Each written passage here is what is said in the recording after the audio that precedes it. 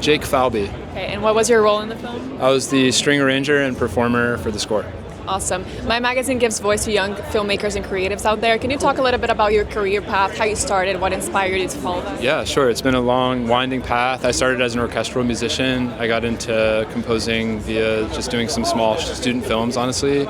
And then, eventually just one thing led to another. I toured with different indie bands for a long time. But like Alex, Alex also started in the band scene. Like he was involved with Sigur Rós, produced a lot of their records. So I think for a lot of us, it's just kind of like been a natural progression from being a musician and being a songwriter. And then kind of, finding your way towards film is like a natural thing that happens over time as you meet more people and people become familiar with your musical voice. And I think that if that resonates with people, then they might call you to work on their films. So that's sort of what's happened with me as well.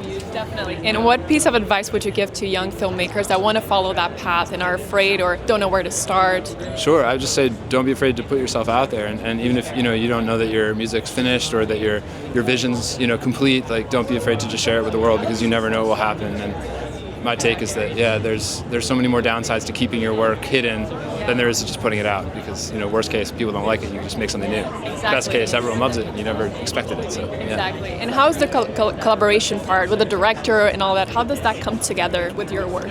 Sure. I think every film is different and directors have varying levels of involvement in the score, of course, but I know that on this film Hikari was very involved and she was they had long conversations from the very beginning, before the movie even started getting edited.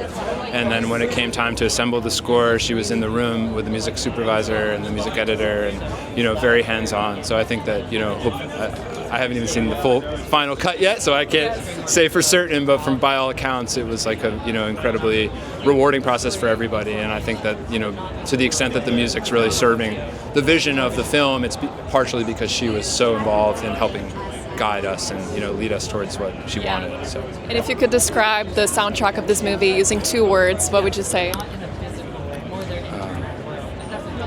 Deep and subtle. Okay. Thank you so much.